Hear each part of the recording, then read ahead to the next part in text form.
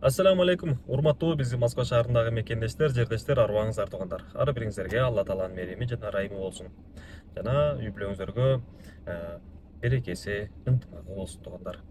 Бул чыгарылышта айтайын деген маселе 2 күн алдын бир агабыз өтө эмоционалдуу түрдө соц тармактарда видео обращениясы жайылып кетти. Ошол боюнча бир-эки өзүмдүн ой пикиримди айтайын деп чыгып атам туугандар. Биринчи очередь бул жерде айта турган нерсе туугандар, мен блогер эмесмин, мен ишкермин туугандар, мен предпринимательмин жана YouTube тармагында өзүмдүн көрсөткөн услугаларымды, мындайча айтканда өзүмдүн таксопаркымды реклама кылып келгем, реклама кылам, мындан кийин да реклама кылам. Эмне себептен? Себеби туугандар мындай.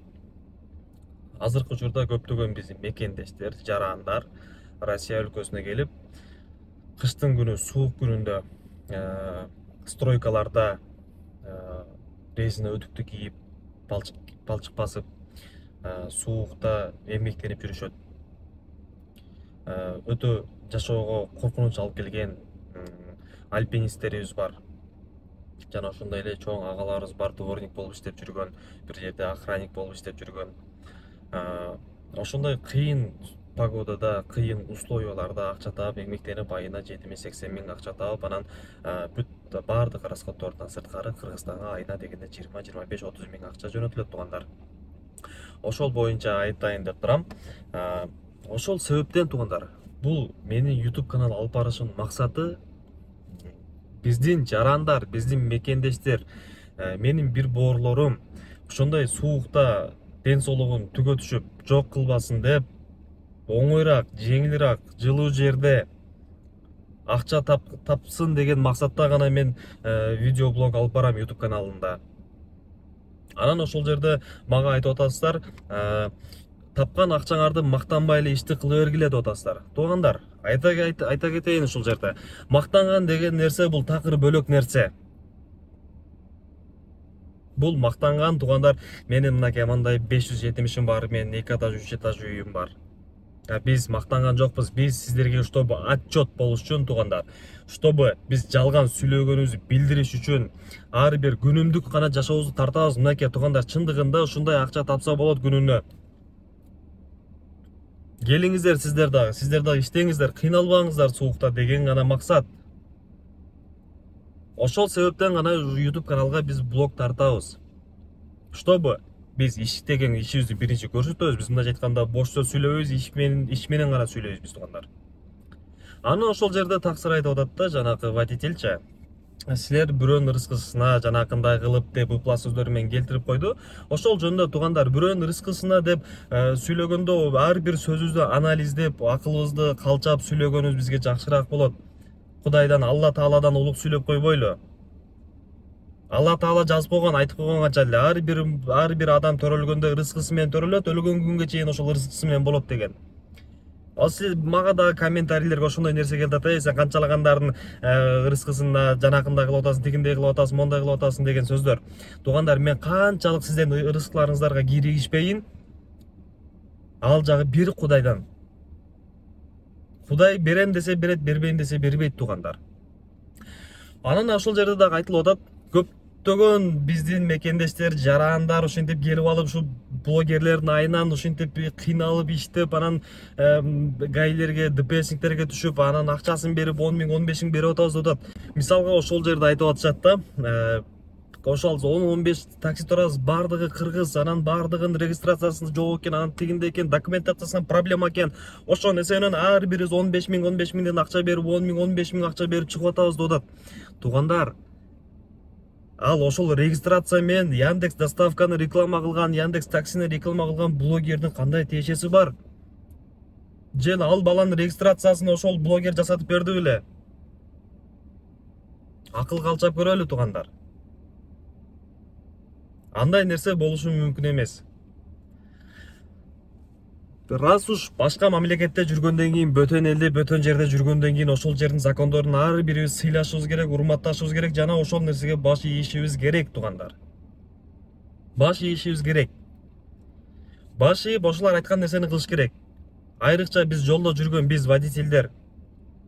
Айта кетчү нерсе туугандар, мен өзүм дагы водительмен. 1,5-2 жыл портер машинасына Яндекс доставкада иш кылгам мен.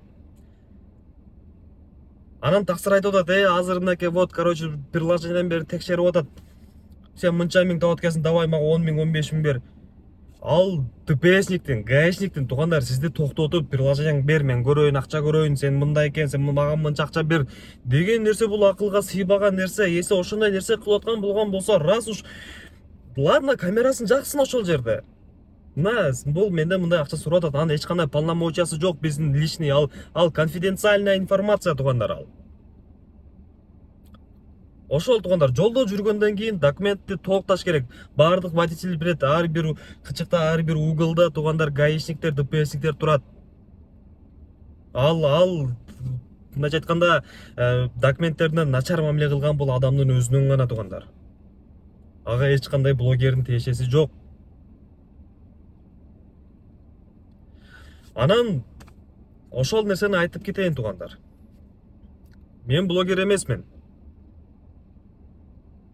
Бул YouTube'дан мен иш алып барганым, бул маркетинг, туугандар.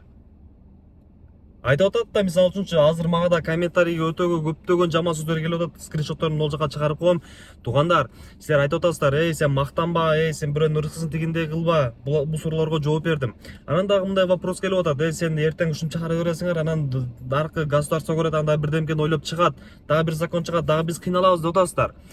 Ушул жерден айта кетейин, биз кубалап, азыркы биз ушинтип YouTube менен иш алып барып аткан кыргыздар, биз азыр кубалап жүргөн тоокту Россияда башка улуттар, орустар, дагы башка улуттар эбак эле, качан эле, туугандар. Биз кубалап жүргөн тоокту кармап тутуп жеп коюшкан. Орус тилинде. Биз ладно, биз кыргызбыз, биз кыргыз тилин алып берип атабыз, ал нерсени түшүнбөйт. Бирок башка улуттагылар орусча точно, ясно, внятно, ар бир тарифти, туугандар, грузовой тарифте, пеший курьерден баштап, вело, мото, авто, Лада Ларгус, маленький кузов, средний кузов, портер, большой кузов, газель, бардык машинада, такси тармагында болсо экономдан баштап, туугандар, керек болсо элитага чейин чыгарып тартып, давно элдин алдына көрсөтүп коюшкан. Ошол себептен биздин ошолар YouTube каналына киргизип чыгарып аткан үчүн, башка улуттагылар YouTube каналга тартып киргизип чыгарып аткан үчүн, биздин кыргызстандык мекендештер, бир борлоштор ошолардын таксопарктарына барып иш кылып атат. Башка улуттун өкүлдөрүн капчыгын кампайтып атат. Эмнеге биз өзүбүздүкүнө өзүбүз күйбөшүбүз керек? Мисалы үчүн ошол жерде биздин жанагы таксырдагы айтып атат, эмоционалдуу таксыр. Айтып атат, азыркы заман деп атат. Бирөөнү бирөө ойлой турган заман эмес деп атат. Азыр ар ким өзүн ойлойт деп атат. Таксыр заман бөлөк эмес, заман ошол эле. Мындан 20 жыл, 30 жыл заман кандай болгон болсо, заман ошондой эле, адамдар өзгөрүп атат. Айтылып атат ошол жерде, азыр ар ким өзүн ойлойт дейт. Жок, тууганым. Андай адамдар, патриот адамдар бар. Сиз мисалы үчүн адам кандай болуп турган болсо, ошол нерсени сүйлөйт дейт, туугандар. Сиз өзүңүз ойлогон адам экенсиз. Балким, билбейм. Балким хайп кармакчы ошончолук кылып тарттыңыз, балким башка нерсеге. Бирок, туугандар, чыныгы патриот, чыныгы өзүнүн элин жерин ойлогон адамдар дагы бар. Ал нерсени дагы унутпаңыздар. Менин максатым ошол. Менин максатым, мен, туугандар, Россия өлкөсүндө мен 2021ден бери бардык стройкадан баштап бардык жакта иштеп көрдүм мен. Билем, биякта жашоо кандай кыйын экен, ит көрбөгөн күндү көрүп калышыбызды дагы билем мен. Мен бул ишти баштап атканда дагы айтып кеткем, туугандар. Мен өзүм кызыкчылыгымды ойлойм, биринчи очередь элдин кызыкчылыгы. Эгер ишенбесеңиздер, мен YouTube каналыма кирип, ошол жактан полный дагы бир сере көрүп чыксаңыздар болот. Баш жактарынан мен ошол нерсени сүйлөгөм. Патриот элдер бар. Анан ошол жердеги менин видео блогумдагы ар бир жазган, ыплас сөздөр менен жазган комментаторлорум, бир туугандарым, мусулман момун, бир борлошторум. Биз эч кимди мажбурлоо менен, сен иштейсиң ушул иште, сен ушун менен YouTube'га чыгасың, мен сени тартам деген нерсе жок, туугандар. Ар бир жерде водителдин өзүнүн соглашениясы бар. Биз тартып атканда дагы бир негизи эле туугандар, ал блогерлер деле сиз бирөөнү мажбурлап алып келип эме кылган жок. Мисалы үчүн көптөгөн сөздөр дагы болуп атат да. Көптөгөн жаш балдар келип алып, анан ДТП болуп, ошентип кыйнап, бирдеме. Туугандар, биз эч кимди мажбурлоо максатында эч кимди мажбурлабайбыз. Өзүнүн каалоосу менен бир эки күн иштедиби, иши окшодубу, окшободубу? Пожалуйста, башка жумуш бар. Башка жумуш бар. Мисалы үчүн биз да ошондой иш алып барабыз туугандар. Жаңы водитель келип буга чейин Яндексте такыр иштебеген болгон болсо, системаны түшүнбөгөн болгон болсо, биз ошол водитель менен бир күн, эки күн чогуу чыгып, полный иштин көзүн көрсөтүп, опыттуу водительдерге кошуп, жолбосо өзүбүз кошулуп чыгып, ошентип иш алып барабыз. Эки күн, бир күн үйрөтөбүз. Мындай, тигиндей, кандай? Окшободубу? Пожалуйста, башка жумуш бар. Толтура. Мажбурлоо деген тема жок бул жерде. Анан ошентип, мындай да туугандар. Кыргызды кыргыз аркага тартып атат да.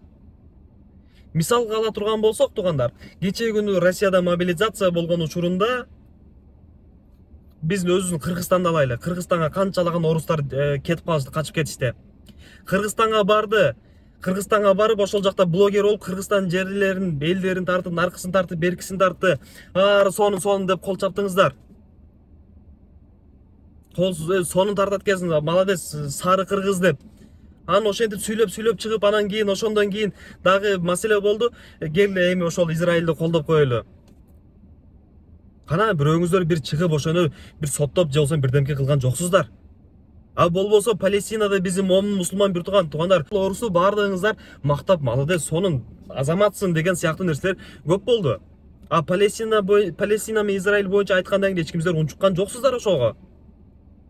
Биз биякта өзүбүздүн мекендештерибизге, өзүбүздүн жердештерибизге көрсөтөлү деп YouTube'дан видеоблог чыгарабыз. Ушундай келгиле туугандар, Кыргызстанга салым болот.